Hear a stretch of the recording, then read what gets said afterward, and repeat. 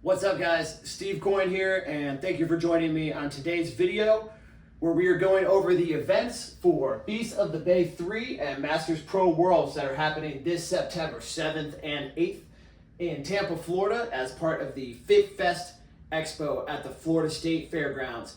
These are both United States Strongman shows hosted by me. I'm really excited for everybody to come on down to Tampa and be a part of this awesome weekend, okay? So, today's video is going to be some strategies, tips, and tricks on how to manage these events and set up expectations to do your best. This is not going to be a super intense, in-depth technique breakdown, but a lot of these things will help you perform to your best. So we have the same events on both days, starting with the fire truck pull, max axle clean and press, deadlift for reps, Denny carry, and the sandbag pyramid, okay? So this is a pretty fun show. There's a lot of different elements in it. As of now, this is your tentative order. Fire truck pull, axle clean and press, deadlift for reps, Denny's, and sandbag pyramids. So plan appropriately. Hopefully some things that we go over today will help you do so. So let's jump in, first things first, with the fire truck pull. Okay, so the fire truck pull is a 50-foot course, so either cover that 50 feet as fast as you can or as far as you can get in 60 seconds. This is a harness with a lead rope event, so you'll have that chest harness, rope is attached in back, and you'll have a lead rope out in front to pull forward, okay? Now, the best thing you can do to train for this is to simulate the event, is to actually go do a truck pull somewhere. There's no combination or supplemental lift that is going to give you the same feel for a truck pull other than actually doing this will. So plan ahead, start looking now. You've got plenty of time. If only one time doing this before the competition, it's going to be a huge boost versus going in totally foreign, doing it for the first time at competition. Especially, you are not going to be able to get to warm up with the fire truck. You're just going to go live. That counts for everybody, not you, whoever this is, okay? We just cannot run a whole bunch of warm-ups for all these people on the fire truck. That's how it is. So if you only have a lighter truck, some things that you can do to simulate a heavier pull are isometric. So you can do something like hitting the parking brake, so you're starting from a dead stop, which is what you'll do with the fire truck, but you can just train that pull as hard as you can, maybe for about 5 seconds, take the brake off, and then start sprinting with it. So you can practice that, initial inertia, getting over the hump of that starting spot, and then get into the part where you're actually moving it with momentum. So isometrics, sprints. If all you have is that lighter load, go as fast as you can. Train like you would any other type of sprint. You're still going to be generating and training a lot of power in this movement, so do what you can. Now, what we'll do at this competition that's a really good technique is to literally park the end of your rope under another vehicle, okay? That's going to be a good way to get it to sit in place and not budge whatsoever. So literally just drive a vehicle dead onto the rope. It's not going to go anywhere. Now, when you're doing this, think about arms. Should they be bent or should they be long? If you've ever done a rope climb or any type of row or pull up, you know that the hardest part is when your arms are at their longest. It's just a weaker position. The weight is further away from you. So remember that as you're getting into this truck pull. It's very heavy. So starting, have a nice good bent position, and even when you're going shorter, stronger strokes in this bent arm position where you're recruiting a lot more biceps, more favorable forearm position, a lot more back and traps, is going to be better than just a reach up, up, up, okay? So something that's a lot easier to understand when you're actually trying this and simulating the event, okay? One thing you want to do at the start of this is to leverage your weight as much as possible. So when you're starting, you're really going to want to try and lean forward with as much weight as possible. This is a lot easier for bigger competitors while you're pulling in. So if you're taller and you can get a lot of your weight into it, it might make sense to pull and hip thrust into it. But that doesn't really work for shorter competitors. However, try it out once again. When you get going though, you actually want to start to get a little more parallel to the ground. Now, what do I mean by that? We want to make sure that when we're pulling this vehicle, we're moving in a straight line. Try to picture, if you will, if somebody is running with this vehicle, they've got the strap attached behind them. Picture if the strap was at an upward slope, okay? Due to physics, that means that not only are you pulling forward, but you're pulling to a vector up, so you're pulling in two directions. Now, if that's where I am here, but then I start pulling down here, and now this rope is at a straight line, now I am pulling perfectly parallel to the ground.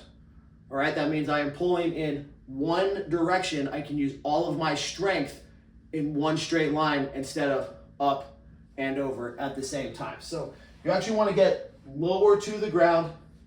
You'll almost be pulling at a vertical angle, just flipped 90 degrees, but that's something you want to do when you get moving. What you also want to do is get synchronized, get rhythm with your feet and your arms. Now pay attention to this because it's very easy for people to get crisscrossed with their feet, but just look out for that. And if that starts to happen, make a mental note, switch right away, spread your feet back out, get back in line, okay? But try to find a way to where you're, stepping and marching at the same time and keep that rhythm so you can build up momentum, get it moving faster, and do the best that you can at this event, okay? With this, one thing I'll say about footwear, this is gonna be on smooth pavement, so make sure you're wearing something hard. We want a hard rubber sole on this, something that can really hit with a lot of impact, that you can drive your feet real hard into the ground with. So that means that things like trainers, different types of runners, why would you ever do that anyways? But things like softer shoes, basketball shoes as well, are gonna have a little bit compression in them. So I always give the example of, like if you wanted to jump as high as you can, are you gonna jump off a pillow or are you gonna jump off hardwood, right? If you jump off that pillow, you're sinking in, absorbing a lot of that force before you go up. On a much smaller scale, that's what's happening when you have any sort of shoe with a squishy, soft sole. So whether it's rock climbing shoes, work boots, trail boots, anything like that, you want that hard sole so you can dig in, get a lot of friction on the ground, and let it rock, all right? So that is the fire truck pull. Outside of that, it really is just gonna be a kind of grit and bear it event. Just gotta give it your all and get after it, okay? So, moving on. Max axle clean and press. You will get 3 attempts for a 1 rep max. National and state records are eligible for this. Women get 10-pound jumps, men get 20-pound jumps, all right? Strategy is key. That goes hand in hand with plan your attempts. You should know going into this what's a reasonable number for you. Of course, see how you're feeling in warm-ups. Maybe you're feeling great and you might be able to go a little higher, make some bigger jumps. Awesome, then go for it. Especially if you need to score some points here in order to have a better performance overall. Make that call, but just kind of know what that might look like going in. Your first should be a guarantee. Your first event is something that should be hit no problem. And the reason for that is that you don't really want to have a negative signal to your brain and your body on the first part of event number 2. It's just a momentum killer. Nobody wants that. Also too, wasted energy, wasted time for you as the athlete. So make sure you get a good one, check it off, get on the board, and then try to push for 2 and 3 as appropriate. Now, of course, would recommend, if you've locked up the win on like your second attempt, if it doesn't make sense, don't do that third attempt, save your energy, good to go. All right, now align correctly. These are smooth axles that we're using, so they're not gonna have like knurling marks or anything written out on them. Do your best to make sure that you are aligned.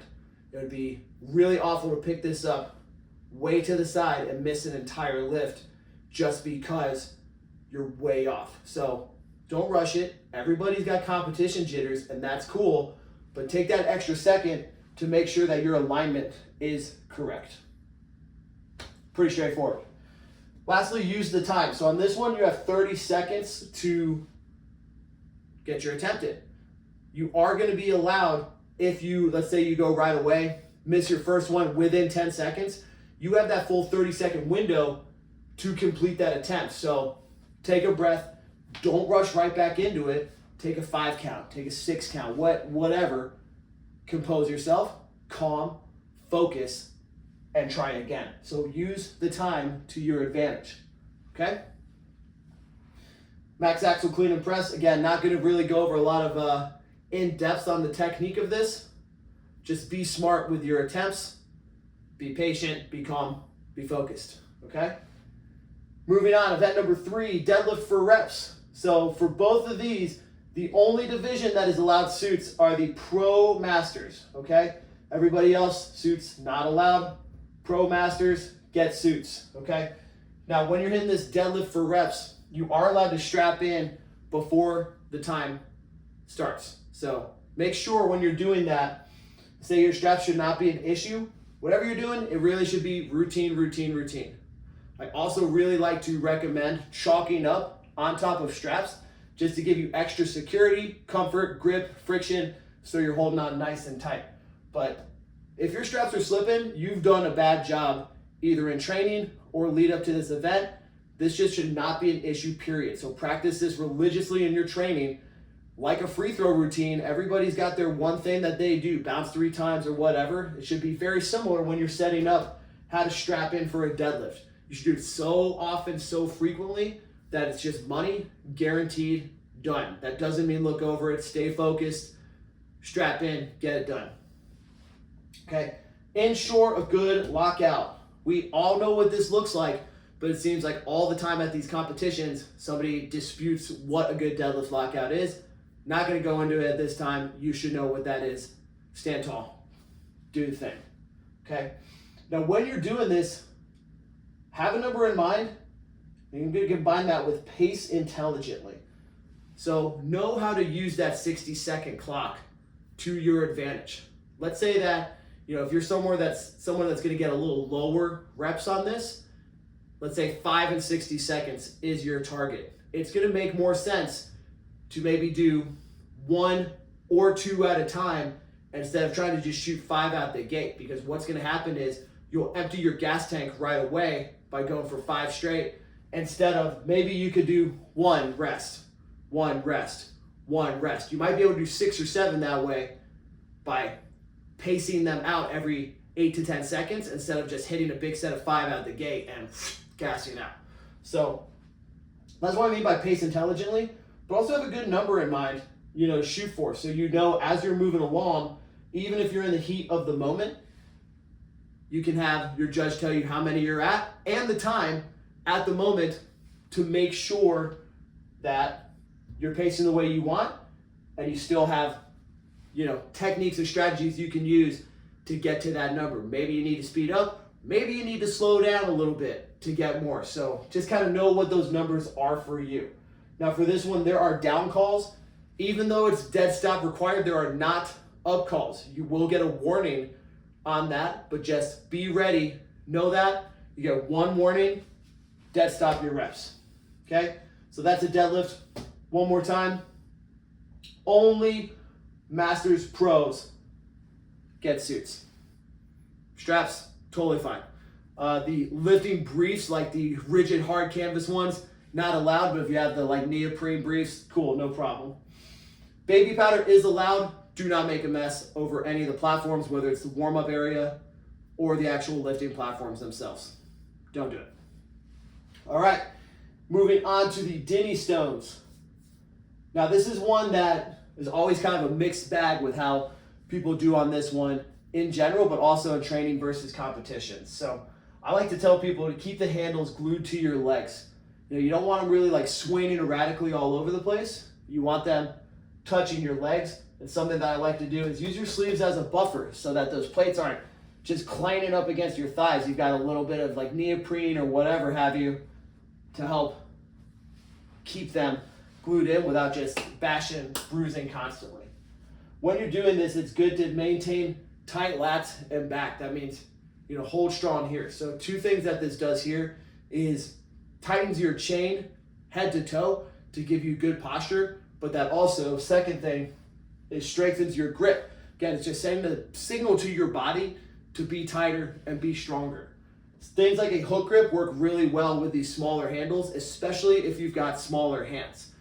If you've never done this before, try taping your thumbs. If you have done hook grip before, you already know why, but it eats your thumb skin pretty good. So tape up, boom. This is a really good one, as is deadlift, for liquid chalk.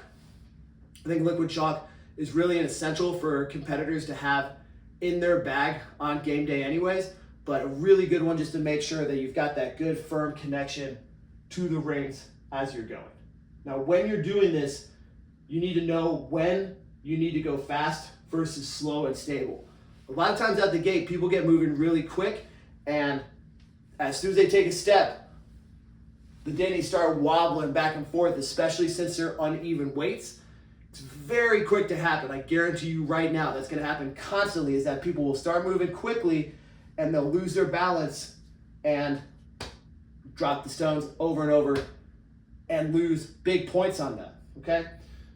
So what I really think is the play, because this is a max distance event, slow and stable, okay? Keep them glued to your legs, steady march, steady march.